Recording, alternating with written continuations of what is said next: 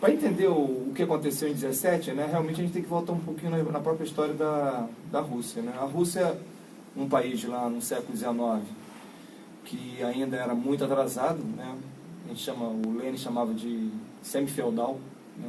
Porque no século XIX, né, ainda no início do século XIX, vamos ter a servidão ainda, né, que é um sistema de controle, né, baseado na terra. No final do século XIX se acaba com a servidão, mas a situação do camponês, né, na Rússia, ela realmente é complicada, muito difícil. É um país que 70%, 80% da sua população vive no campo, né, são camponeses. E no final do século XIX existe um início de um processo de industrialização, né? Isso vai se aprofundar no século XX, também é uma outra coisa que a gente tem que observar.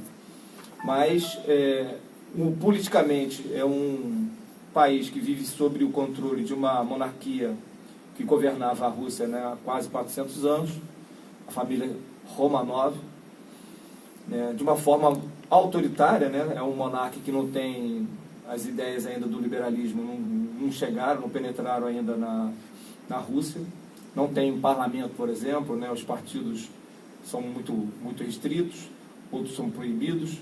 Né.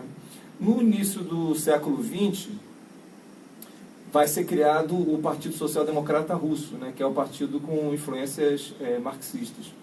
E quando isso acontece, né, junto com, quase ao mesmo tempo, também vai acontecer uma guerra entre o Japão e a Rússia. Né?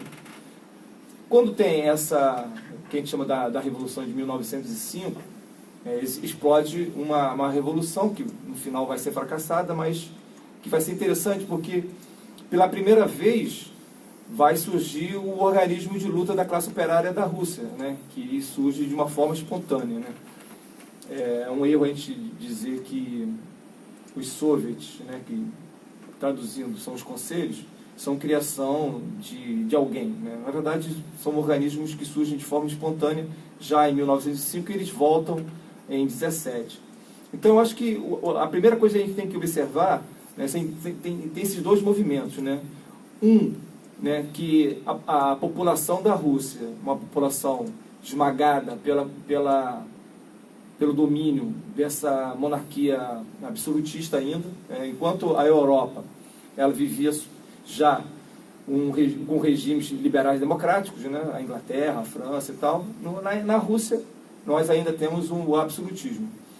Então, outra coisa é como que vivia a maioria da sua população, né, economicamente ainda submetido a quase uma escravidão, né, principalmente no campo. Né? No campo, o domínio da classe agrária da Rússia era realmente muito grande.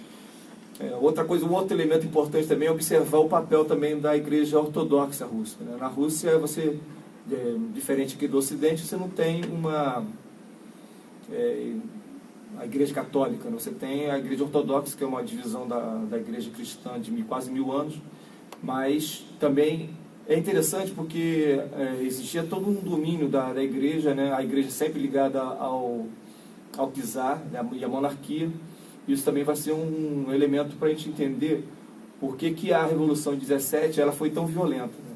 Porque para romper com aquele sistema que acontecia na Rússia, era difícil mesmo. Né? Então, esses são os elementos, assim que era, de uma forma muito sucinta, a Rússia na época dos czares. Né? Então, pensar que era feudal ainda, que tinha tem um processo de modernização da sua economia, né? Algumas indústrias de grande porte vão se instalar principalmente em Moscou, São Petersburgo, mas ainda é uma sociedade muito atrasada se a gente for pensar em relação ao que era a Europa.